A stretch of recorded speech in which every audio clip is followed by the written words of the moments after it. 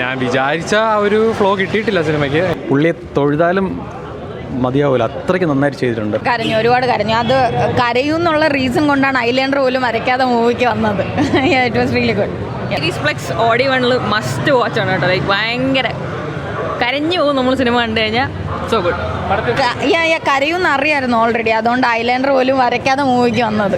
ആ മേക്ക് ഓവറും എല്ലാം ഉറപ്പായിട്ടും ഉണ്ട്.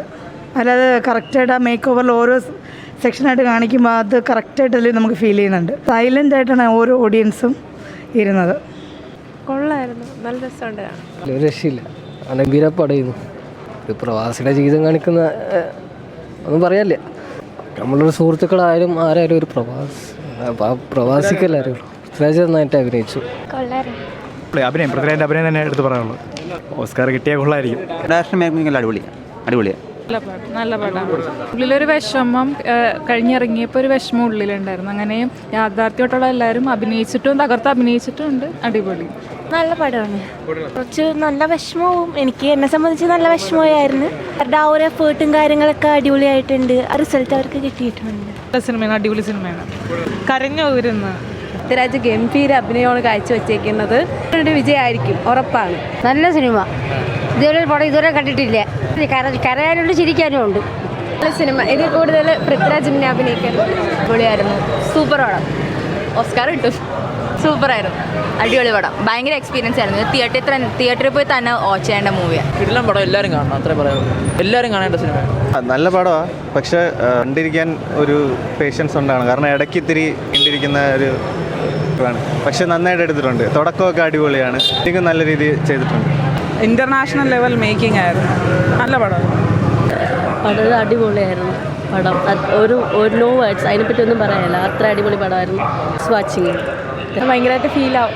ആ സിനിമ നല്ലതായിരുന്നു. ഭയങ്കര ഇമോഷണലി ആക്ടിങ് ഒക്കെ നല്ലതായിരുന്നു. പിന്നെ VFXും ഗ്രാഫിക്സും എല്ലാം അല്ലേ, ഒന്നും പറയാനില്ല.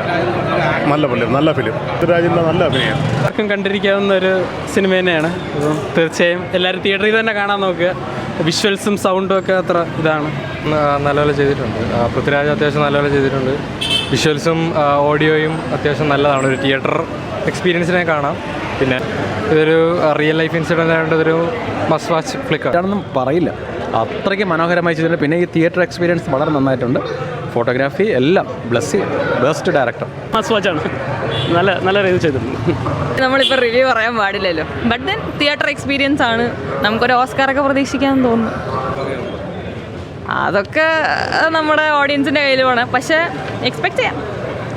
പക്ഷേ എന്താ പറയുക, ഒരു ഹാപ്പി മൂവി അല്ലല്ലോ. അതുകൊണ്ട് ആ ഒരു വൈബ് എത്രത്തോളം ആൾക്കാർക്ക് ഇഷ്ടപ്പെടും എന്ന് അറിഞ്ഞൂടാ. പക്ഷേ as a really film critic I love the movie 101%.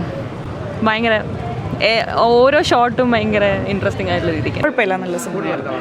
നല്ല സിനിമയാണ്, കുഴപ്പമൊന്നുമില്ല. സൂപ്പറായിട്ടുണ്ട്, നല്ല സിനിമയാണ്. നല്ല സിനിമയായിരുന്നു, സൂപ്പറായിരുന്നു.